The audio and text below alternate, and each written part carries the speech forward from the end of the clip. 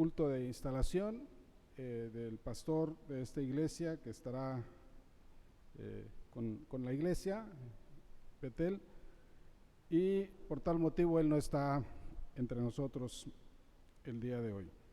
Así es que los ancianos tomamos esta responsabilidad también de compartir con ustedes la palabra del Señor. Preguntas retóricas que fortalecen nuestra fe. Hay diferentes tipos de preguntas. Algunas requieren pensar un poco. Otras quizá tenemos que pensar más detenidamente en su respuesta. Y algunas más necesitarán investigación. En libros de preferencia, no en Google ni Wikipedia, ¿verdad? Sino un poquito más de investigación. Seguramente hemos escuchado en nuestros días a la gente decir preguntas como estas: ¿hasta cuándo terminará la inseguridad?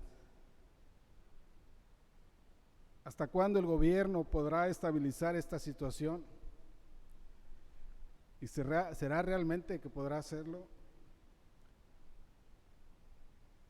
Algunas otras podrán ser: ¿tengo seguro mi trabajo? A mis clientes, si soy dueño de alguna empresa. ¿Conservaré este trabajo o lo perderé en cualquier momento? ¿Me alcanzará el dinero para mis gastos más indispensables, como la comida o los servicios básicos como la luz, el agua? ¿Y qué de aquellos gastos de transporte, de salud, escolares? ¿Los podremos cubrir o tendremos que hacer algún ajuste en nuestro presupuesto? Si nos preguntáramos ¿cómo estoy de salud actualmente? Si me hago análisis, ¿cuáles serán los resultados? Estas y otras preguntas parecidas son las que muchas personas están haciendo hoy en día, con mucha preocupación, con mucho temor. Y debo decir que los cristianos no estamos exentos a veces de repetir internamente estas preguntas, dando también lugar al desaliento, a la falta de esperanza. Sin embargo, ¿cuáles son las preguntas que realmente nos debiéramos estar haciendo como cristianos y que deberíamos repetir a nuestros compañeros de trabajo, a estas personas que escuchamos decir estas preguntas, a nuestras amistades, a nuestros familiares? De esto vamos a hablar en estos minutos, de preguntas, pero de una clase especial de preguntas, cuyo propósito es el de alentar nuestro corazón, el de animarnos en medio de las situaciones que vivimos, por más difíciles y sin solución que a veces nos parecen. Preguntas tomadas literalmente de las Escrituras. Todas son preguntas retóricas. Este término tal vez no le suene muy familiar. Déjeme decirle que se llaman así porque es muy fácil dar una respuesta, sin tanto esfuerzo para responder. Preguntas que podemos contestar sin equivocarnos, porque en la misma pregunta encontráramos la respuesta. Por eso se llaman preguntas retóricas. Y la idea es reforzar lo que se está preguntando. Ahora bien, las preguntas retóricas esperan algo como respuesta, requieren una acción, una reacción. Para aclarar un poco más, ejemplifiquemos algunos tipos de preguntas retóricas y que requieren una acción. Por ejemplo, le decimos a alguien, ¿sabes que cuentas conmigo? Y entonces la respuesta es sí, sí sé que cuento contigo. Entonces, ¿por qué no me llamaste? ¿O por qué no me buscaste? Al estudiante se le dice, ¿sabes que para obtener buenas calificaciones debes estudiar? Pregunta retórica. Entonces, lo que debes estar haciendo, ¿qué es? Estudiar. ¿Estarás de acuerdo que si quieres encontrar trabajo, debes entregar solicitudes de empleo? Pues sí, entonces lo que tienes que estar haciendo es entregar solicitudes de empleo. Revisemos entonces en la Escritura las preguntas que tienen que ver con las cosas que realmente importan y animemos con ellas nuestro corazón, nuestra vida personal y familiar, e incluso de aquellos que todavía no son creyentes en Jesucristo, vecinos, familiares, compañeros de trabajo. Job 38 y 39, que acabamos de leer, una porción en esta hora, contiene muchas preguntas retóricas y en la Biblia encontraremos más todavía. Llevamos 14 días de este nuevo año y si pudiéramos hacer un breve resumen, además de los que ya hicimos, y nos preguntáramos, ¿hemos tenido bendiciones en este año que pasó? Claro que sí, pero también hemos tenido problemas en el trabajo, con nuestros hijos, con nuestros familiares, incluso en la escuela, en nuestra salud, problemas económicos tal vez. Quizás algunos fueron muy fuertes, que nos hicieron tambalear nuestra fe y confianza en Dios, y que nos hicieron reflexionar y clamar a Él pidiendo ayuda y perdón. Reflexionemos rápidamente. ¿Nos falló Dios en todo lo que vivimos en el año pasado? No. ¿Contestó Dios nuestras oraciones? A veces fue un sí y a veces fue un no. ¿Nos faltó alimento en nuestra mesa en el año? A veces pudiéramos decir que la pasamos difícil, pero siempre hubo alimento en nuestra mesa. ¿Nos faltó algo de primera necesidad? No. Incluso Dios nos permitió tener mucho más que no eran tan necesarias. La gran mayoría de los cristianos, con sus excepciones seguramente, deberíamos decir en términos generales que tuvimos un buen año, un gran año para algunos. Seguramente alguien dirá, reconozco que este año me ha ido mejor que en los años anteriores. Tuve más salud, económicamente me ha ido mejor, pude reconciliarme con mis familiares o con mis hermanos en la fe. Revisemos la primera pregunta retórica. ¿Hay algo imposible para Dios? La respuesta, como ya lo hemos dicho, está en la misma pregunta. No hay nada imposible. Sin esforzarnos mucho, rápidamente diríamos que no hay nada imposible para Él. En la Biblia encontramos muchos pasajes que a veces leemos tan rápido sin detenernos a ver su verdadera magnitud. Estamos rodeados hoy en día de ciencia ficción en las películas que nos hacen parecer todo tan fácil. Y a veces eso queremos hacer con la Biblia.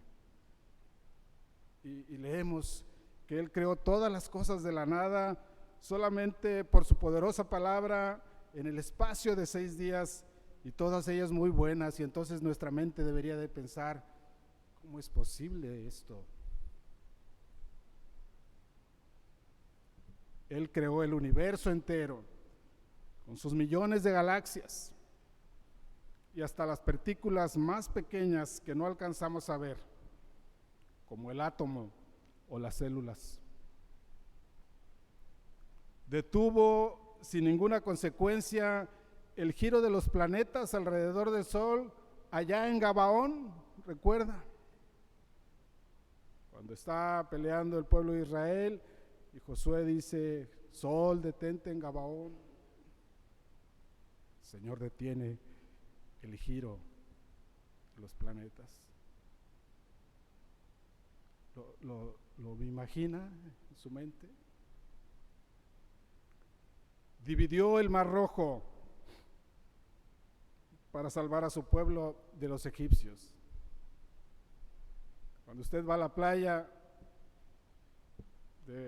seguramente debe de tenerle temor, y si no, debería de tenerle, porque en cualquier momento nos puede arrastrar, nos puede hacer sentir mal o estar en peligro. El Señor divide el mar y el pueblo pasa en medio, a su lado derecho y a su lado izquierdo. ¿Qué es lo que está viendo? Una muralla de agua. Después divide el río Jordán para introducirlos en la tierra prometida otra vez. ¿No le gustaría haber vivido esas experiencias? A mí sí. El Señor envió pan del cielo y aves para que el pueblo se alimentara. Les dio agua en el desierto. Derrotó ejércitos numerosos, sin que en ocasiones el pueblo tuviera que hacer nada para ganar esa batalla. Ahí está en la Biblia. En el Nuevo Testamento sanó enfermos al instante, de enfermedades incurables. Resucitó muertos.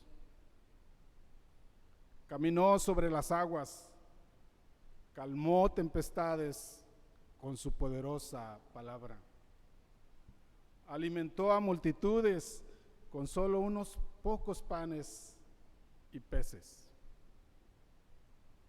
Él mismo resucitó venciendo la muerte, al pecado y a Satanás.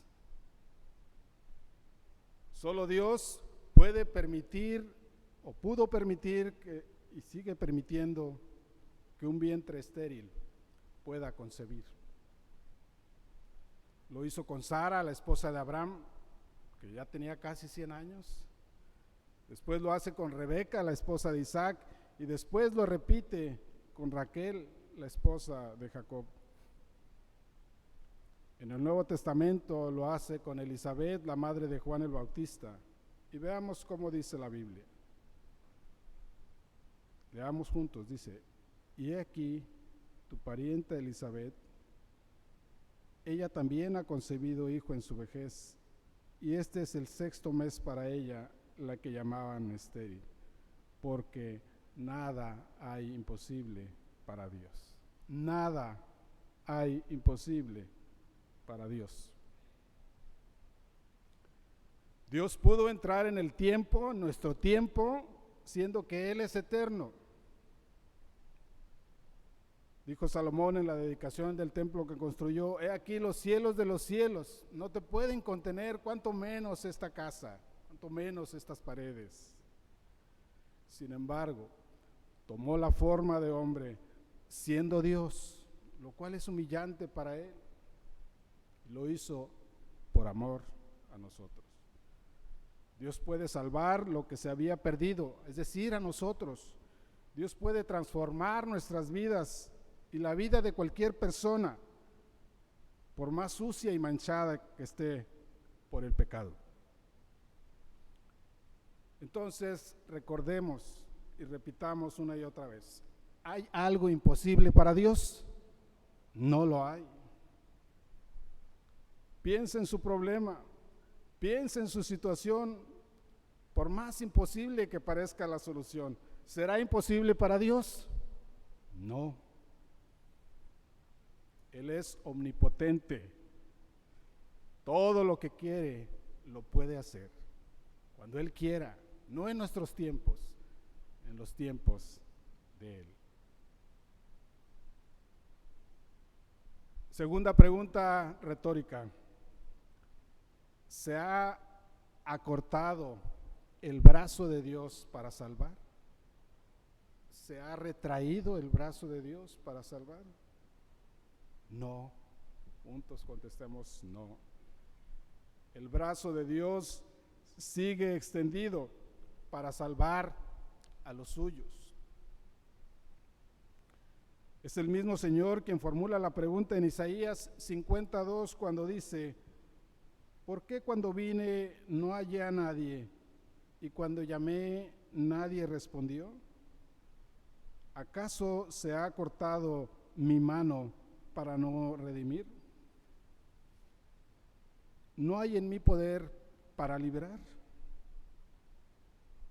Dios ha salvado y continúa salvando a su pueblo, a su iglesia. Ya hemos dicho en el Antiguo Testamento que Dios salvó a su pueblo de la esclavitud,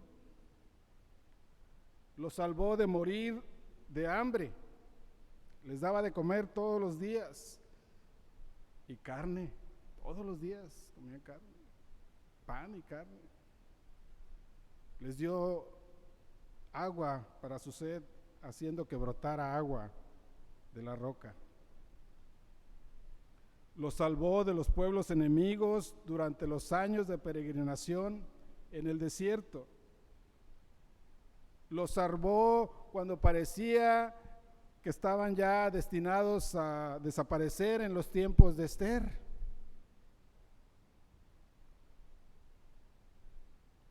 En el Nuevo Testamento leemos que Él protege a su iglesia, protegió a su iglesia desde que la fundó. Cuidó a los cristianos cuando tuvieron que salir huyendo de Jerusalén a causa de la predicación para predicar el evangelio. La cuidó cuando los emperadores romanos la perseguían y parecía otra vez que los iba a exterminar cuando eran arrojados a los leones.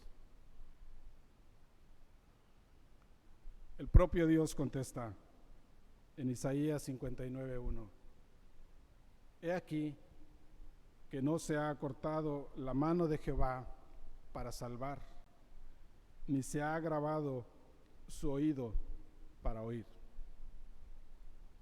Brazo de Dios, mano de Dios sigue extendida. Desde el Edén hasta nuestros días, su brazo continúa salvando a su pueblo, a su iglesia, en medio de cualquier situación. Cuando Jesús pregunta a sus discípulos y les dice: ¿quién dice la gente que soy yo? El apóstol Pedro le responde: tú eres el Cristo, el Hijo del Dios viviente. Y Jesús le dice: sobre esta roca edificaré mi iglesia, sobre Cristo, y las puertas del infierno no prevalecerán contra ella. Nada detendrá, nada acabará con la iglesia del Señor Jesucristo, porque Él mismo la salvó. Él entregó su vida por ella y ahora la está preparando para presentarla al final como una esposa cuando Él venga por segunda vez. Nada ni nadie ha podido ni podrá, por más que lo intente, destruir a su iglesia, ni su palabra contenida en la Biblia. Día tras día, momento tras momento, su brazo está extendido y nos dice: no temas, te tengo en mis manos.